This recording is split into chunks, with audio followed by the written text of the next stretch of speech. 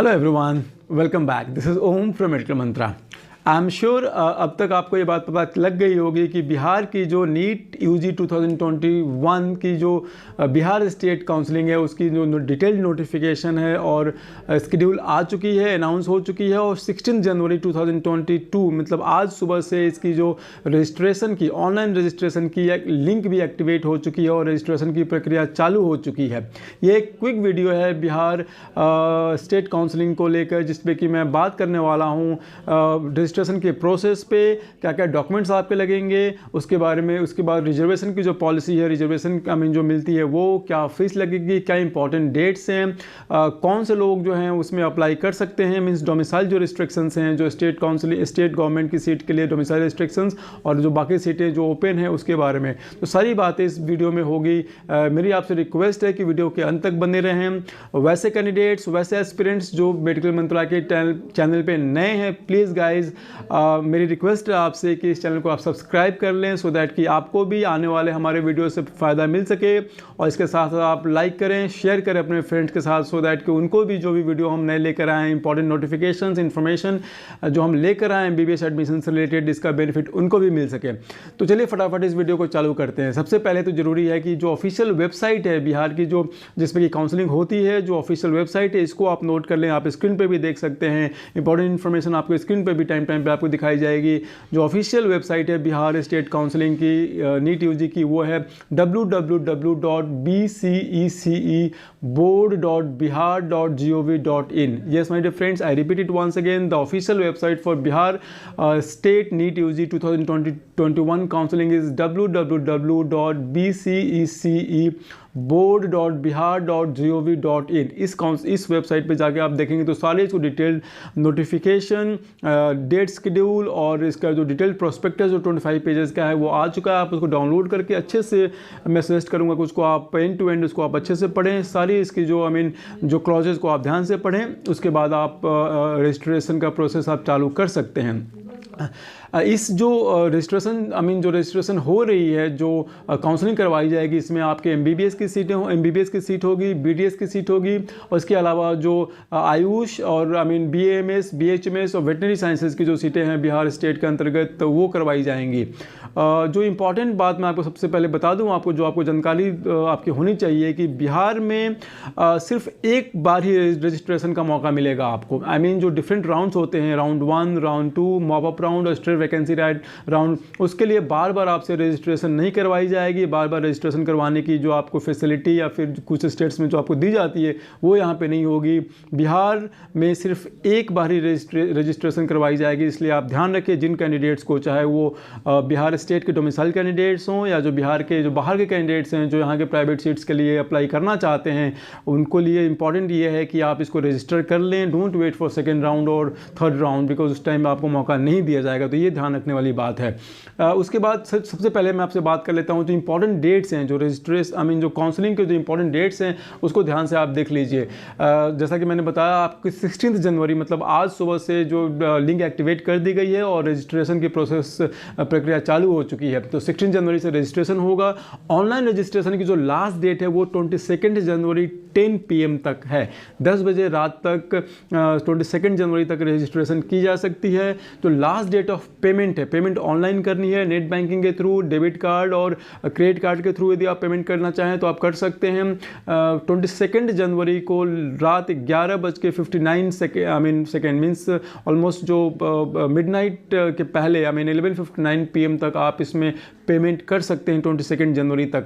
उसके बाद में आपको एक ऑनलाइन एडिटिंग, मान लें आप जो रजिस्टर किया, आपने फॉर्म जो भरा उसमें कुछ मिस्टेक यदि आपने कर दिया तो आपको एक बार ऑनलाइन एडिटिंग का भी आपको एक मौका दिया जाएगा। आपको एक मौका मिलेगा जिसमें कि कोई आपको रेक्टिफिकेशन करना है, कोई आपने मिस्टेक कर लिया है तो वो आप 23 जनवरी को आप उसमें ऑनलाइन रेक्टिफिकेशन आप कर सकते हैं, आप एडिट कर सकते हैं अपने एप्लीकेशन फॉर्म को।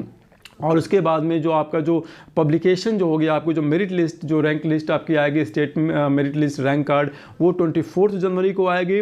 और 24 जनवरी के बाद की जो प्रक्रिया होगी उसको अभी प्रोस्पेक्टस में नहीं दिया गया है। इसमें जिसमें इन्होंने लिखा है proposed starting date of choice filling and counselling.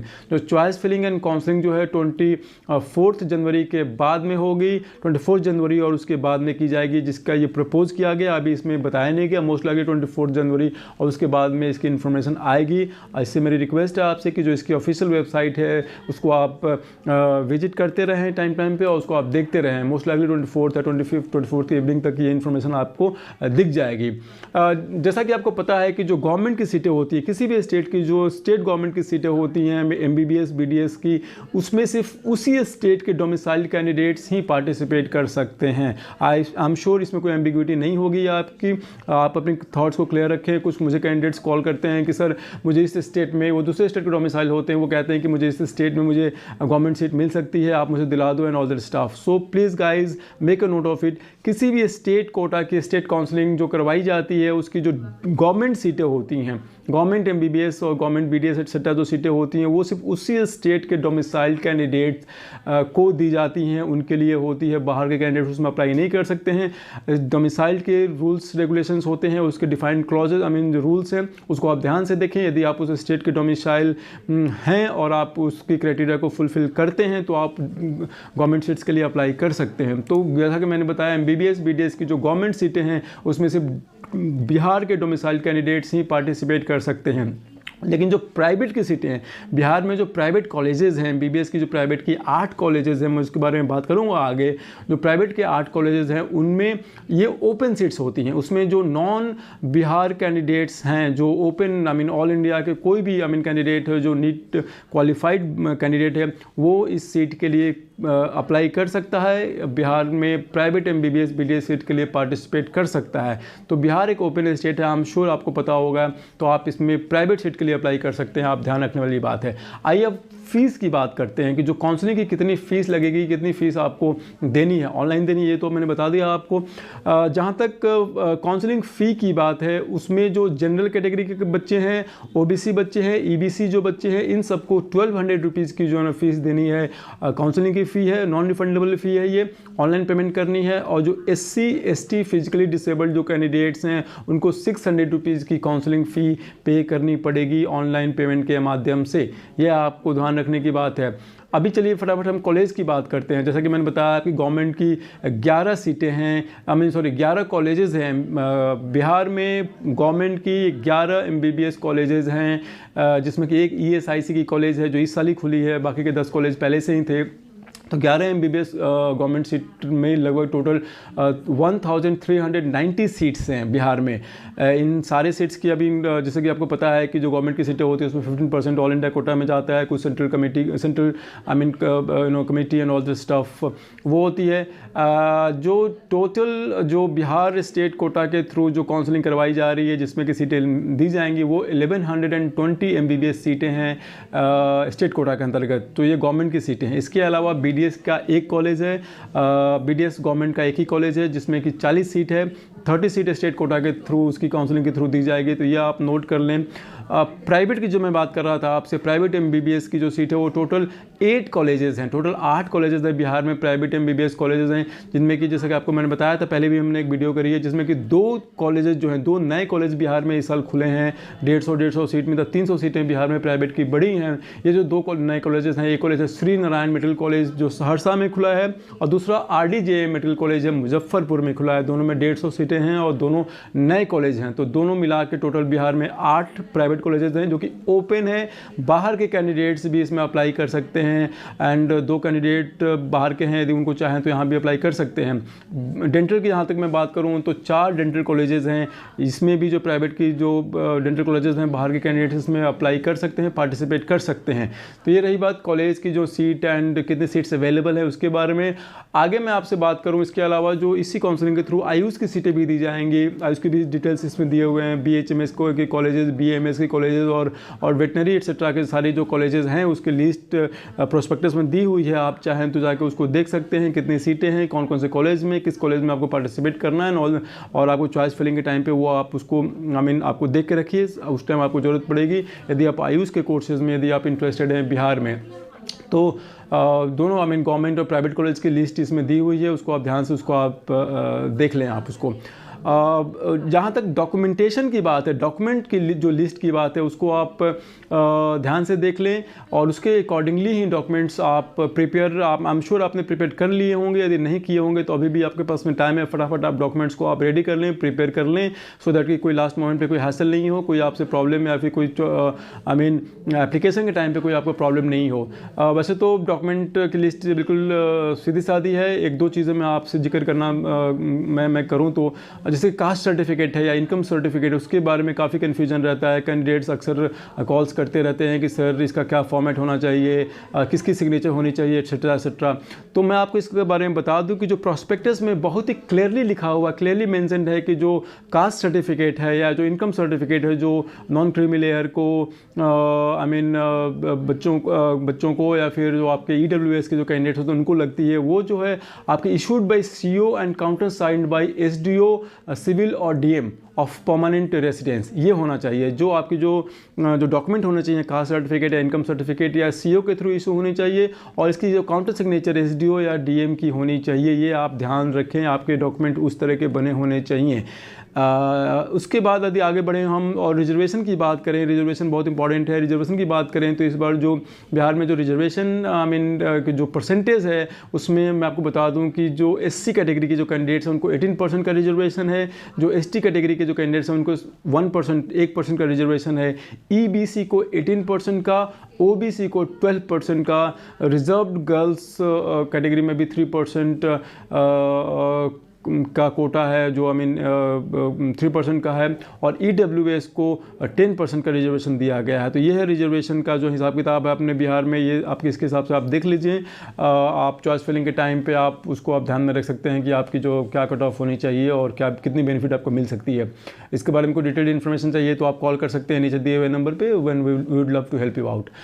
Domicile restrictions के बारे में डिटेल्ड गाइडलाइंस हैं इसमें कि कौन जो कैंडिडेट्स डोमिसाइल्ड माने जाएंगे बिहार में और कौन से कैंडिडेट नहीं माने जाएंगे। इसकी डिटेल्ड क्लॉज सारे इन्फॉर्मेशन गाइडलाइंस दी हुई है, आप उसको ध्यान से देख लें। यदि आप डोमिसाइल को यदि आप क्लेम करते हैं, बिहार डोमिसाइल को क्लेम करते हैं और डॉक्यूमेंट्स आपके उसके हिसाब से होने चाहिए आपको। रही बात यदि क्विकली हम प्रोसेस की बात कर लें कि कौन कौन से प्रोसेस रजिस्ट्रेशन का प्रोसेस क्या होता है, उसके यदि हम क्विकली बात कर लें तो सबसे पहले ऑब्वियसली आपको रजिस्ट्रेशन करना है, आपको रजिस्टर करनी है, जिसमें कि आपको ID बनानी है, पासवर्ड वगैरह ये करना है। उसके बाद में आपको आपके मोबाइल पे एक एक्टिवेशन कोड आएगा, उस एक्टिवेशन कोड के बेसिस पे आप अपने अकाउंट को एक्टिवेट कर सकते हैं, ये इंपॉर्टेंट है। उसके बाद में आपके पर्सनल इन्फॉर्मेशन की बारी आएगी। पर्सनल इन्फॉर्मेशन के बाद आपका फ़ोटो और आपके सिग्नेचर को अपलोड करना होगा। सिग्नेचर और फोटो का एक पर्टिकुलर डायमेंशन है, एक साइज़ है, वो आपको ध्यान रखने की बात है। 100 KB का है। यदि आपकी साइज़ यदि बड़ी हो रही है तो उसको आप कंप्रेस कर सकते हैं। बहुत सारे टूल्स आते हैं, अपने फ़ोटो को, अपने सिग्नेचर को आप कंप्रेस कर सकते हैं। आपको प्रॉब्लम हो तो आप हमें कॉल कर सकते हैं। इसके अलावा जो आप उसके बाद में आप एजुकेशनल जो इन्फॉर्मेशन होती है आपकी 10th की 12th की वगैरह मार्क्स एंड जो परसेंटेज है वो आपको डालने हैं। उसके बाद उसके बाद आपको अपने एप्लीकेशन को प्रीव्यू करने का ऑप्शन मिलेगा। आप उसको देख लीजिए, कोई मिस्टेक तो नहीं है, आप ध्यान से भरें। हालांकि बाद में आपको एक ऑप्शन मिलेगा एडिट करने को, रेक्टिफाई करने को, बट स्टिल आप उसको अच्छे से प्रीव्यू कर लें, ध्यान से सेव करने के पहले आप देख लें। उसके बाद आप सेव करें, कन्फर्म करें, उसके बाद आप फाइनली सबमिट कर दें। सबमिट कर देंगे, आपकी एप्लीकेशन सबमिट हो जाएगी। सबमिट करने के बाद में आपको काउंसलिंग की जो फीस है वो पे करने का ऑप्शन आएगा, जो कि ऑनलाइन पेमेंट करना है। मैंने आपको पहले ही बता दिया है कि कितनी फ़ीस है, क्या उसको आपको पे करना है। ये आप ध्यान रखें, ये सब करके सारी प्रोसेस को आप फॉलो करें। आप इजीली आप अपने एप्लीकेशन को अच्छे से आप फिल कर सकते हैं, सबमिट कर सकते हैं और काउंसलिंग की फ़ीस भी आप पे कर सकते हैं। फटाफट अब बात कर लेते हैं जो आपके डॉक्यूमेंट्स हैं। डॉक्यूमेंट्स पे काफ़ी कन्फ्यूजन रहता है, कैंडिडेट्स को क्या क्या डॉक्यूमेंट्स लगेंगे, इसकी भी लिस्ट दी हुई है प्रोस्पेक्टस में, उसको आप ध्यान से देख लें। मैं फटाफट एक बार पढ़ देता हूँ कि क्या क्या डॉक्यूमेंट आपके पास होने चाहिए। ऑफकोर्स आपके पास original admit card NEET UG 2021 की होनी चाहिए। उसके बाद में आपका ओरिजिनल स्कोर कार्ड होना चाहिए, नीट यूजी 2021 की पासिंग सर्टिफिकेट होनी चाहिए, मार्कशीट होनी चाहिए, एडमिट कार्ड होना चाहिए आपके मैट्रिक का या equivalent examination class 10th matric equivalent होना चाहिए, पासिंग सर्टिफिकेट आपकी क्लास 12th की या इंटरमीडिएट की होनी चाहिए, passing certificate, marksheet and admit card आपके पास होनी चाहिए। आपके पास रेजिडेंशियल सर्टिफिकेट होनी चाहिए, बेसिकली जो डोमिसाइल जो रेजिडेंशियल सर्टिफिकेट है वो होनी चाहिए। कास्ट सर्टिफिकेट होनी चाहिए, जैसा कि मैंने बताया था आपको कि issued by CO and counter signed by SDO और DM, ये आपके पास कास्ट सर्टिफिकेट होना चाहिए। यदि आप कास्ट के बेसिस पर रिजर्वेशन क्लेम करते हैं तो 6 पासपोर्ट साइज़ फ़ोटो आपके पास होनी चाहिए। सेम फ़ोटो होना चाहिए जो नीट यूजी के एडमिट कार्ड में आपने लगाई थी, तो वो आप ध्यान रखें। 6 फ़ोटो, इनफैक्ट आप फ़ोटो तो ज़्यादा बना के रख लें, 10-15 बना के रख लें, आगे भी काम आएगी आपको, बट 6 फ़ोटो आपके पास होना चाहिए।